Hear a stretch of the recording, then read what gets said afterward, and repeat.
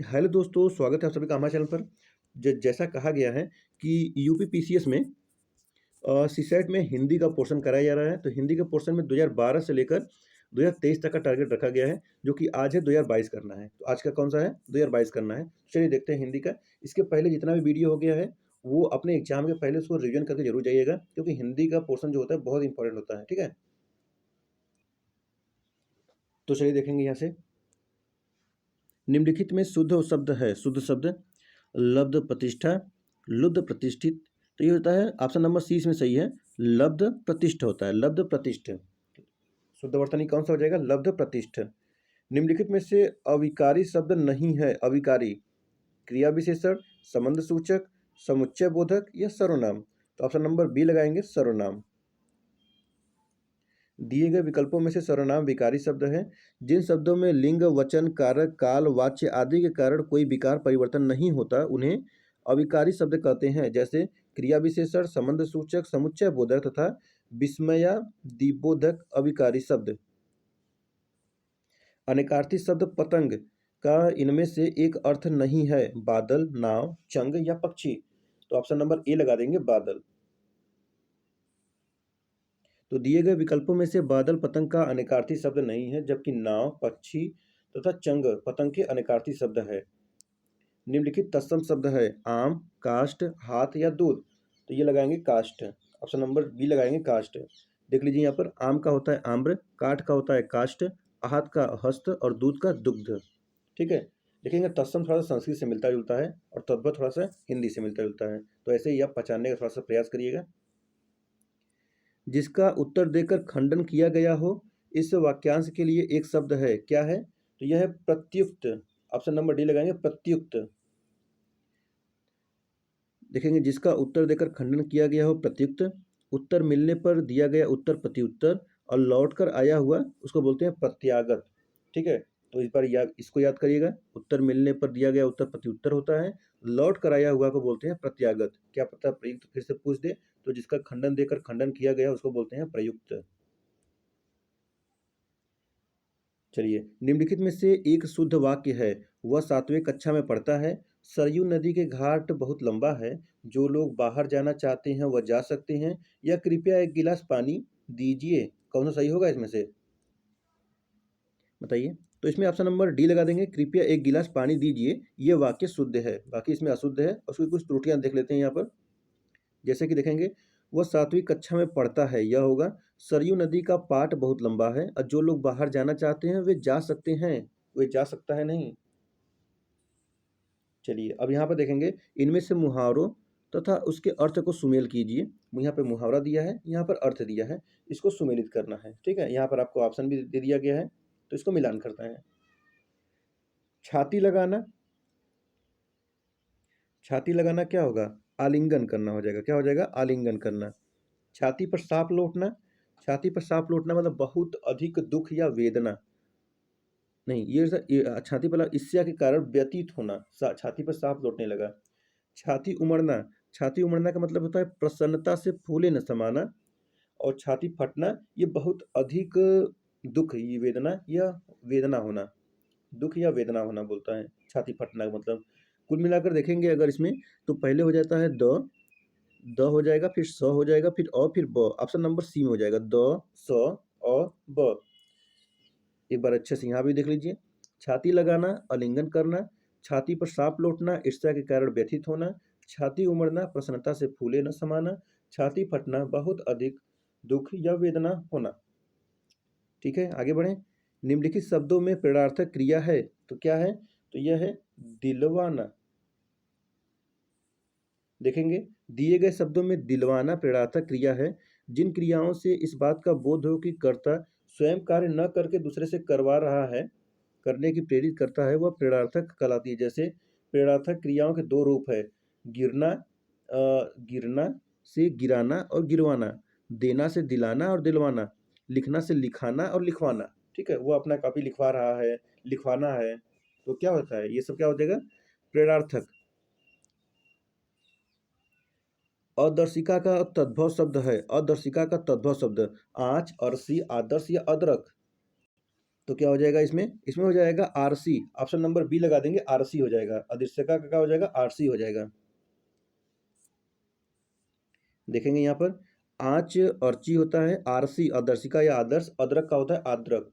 निम्नलिखित में कौन सा वर्ड तालव्य नहीं है? तालव्य, देखिए च छ ज होता है, लेकिन क जो होता है वो कंठव्य होता है, कंठव्य। ऑप्शन नंबर सी लगा देंगे इसमें।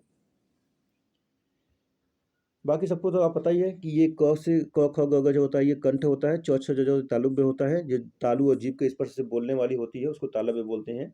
ई च य और स ये भी है इसमें कुछ। इनमें से अरण्य शब्द का पर्यायवाची शब्द, तो अरण्य शब्द का पर्यायवाची क्या हो जाएगा? कुलीन, अभारी, सस्य या कांतार। ऑप्शन नंबर सी लगा देंगे, कांतार। निम्नलिखित में से एक शब्द की वर्तनी में हलंत शब्द संबंध अशुद्धि है, वह शब्द कौन सा हलंत अशुद्धि है? तो इसमें देखेंगे, श्रीमान ठीक है, सम्राट ठीक है, परिषद ठीक है, श्रीयुत गलत है। श्रीयुत में हलंत नहीं लगाना है। ऑप्शन नंबर डी करेक्ट हो जाएगा। नेक्स्ट है, इनमें से किन्नर का संधि विच्छेद करना है। किन्नर का संधि विच्छेद क्या होगा? तो ये हो जाएगा किम प्लस नर। किम प्लस नर, ऑप्शन नंबर ए लगा देंगे, किम प्लस नर। देख लीजिए यहाँ पर, उत प्लस नायक का उन्नायक होता है, उत प्लस नति का उन्नति, परम प्लस तु का परंतु। पश्चिमी हिंदी का विकास किस अपभ्रंश में से हुआ है? तो यह हुआ है सौरसेनी से हुआ है। किससे हुआ है? सौरसेनी। ऑप्शन नंबर डी लगा देंगे, सौरसेनी। ठीक है, आगे बढ़ेंगे तो क्वेश्चन नंबर 14 देखेंगे। पश्चिमी हिंदी का विकास किस अपभ्रंश से हुआ है? तो यह हुआ है सौरसैनी से हुआ है। किससे हुआ है? सौरसैनी से हुआ है।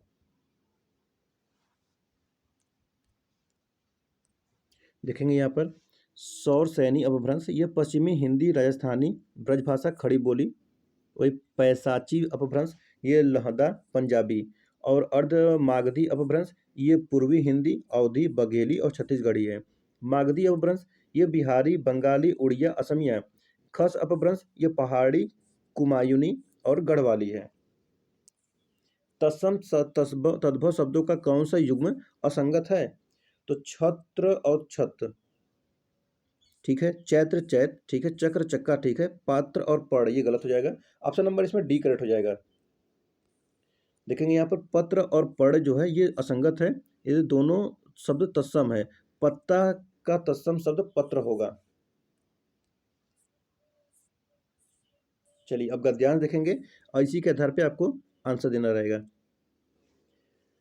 हमारा जीवन पाखंडमय बन गया है और हम इसके बिना नहीं रह सकते हैं। अपने सार्वजनिक जीवन अथवा निजी जीवन में कभी भी देखें हम एक दूसरे को छलने की कला का खुलकर उपयोग करते हैं। इसके बावजूद यह विश्वास करते हैं कि हम ऐसा कुछ भी नहीं कर सकते हैं।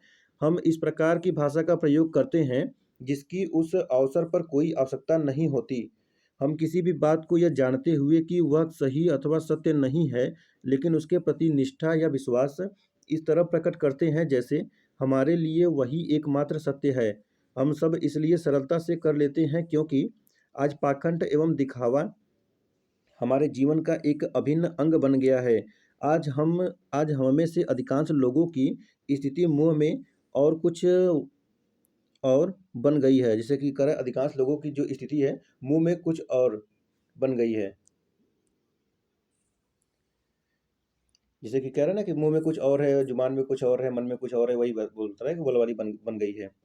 तो ये जानते हुए कि बात गलत है, हम उसके प्रति निष्ठा क्यों प्रकट करते हैं? क्योंकि क्योंकि हम दिखावा करना चाहते हैं, पाखंड या दिखावा जो हमारे जीवन का अभिन्न अंग बन गया है, दूसरों को छलना चाहते हैं या असत्य को सत्य में बदलना चाहते हैं। तो ऑप्शन नंबर डी लगा देंगे, असत्य को सत्य में बदलना चाहते हैं। देखेंगे उपयुक्त गद्यांश के अनुसार ये जानते हुए कि बात गलत है, हम उसके प्रति निष्ठा इसलिए प्रकट करते हैं क्योंकि हम असत्य को सत्य में बदलना चाहते हैं। गद्यांश का उपयुक्त शीर्षक क्या है? तो ऊपरी से पाखंड आधुनिक जीवन का सत्य है। पाखंड जो है ना वो आधुनिक जीवन का सत्य है। मुंह में राम बगल में छुरी, लीजिए आगे कहावत, मुंह में राम बगल में छुरी। मुंह में राम बगल में छुरी, इसका अर्थ क्या है? हमारा जीवन पाखंड में बन गया है और हम इसके बिना नहीं रह सकते। या तो छलने की कला का खुलकर उपयोग करते हैं, या तो हम इस प्रकार की भाषा का प्रयोग करते हैं जिसकी इस अवसर पर कोई आवश्यकता नहीं होती, या तो मुँह में कुछ और है, मन में कुछ और है। तो मुँह में राम बगल में छुरी का मतलब क्या होता है? मुँह में कुछ और, मन में कुछ और। ऑप्शन नंबर डी करेक्ट हो जाएगा।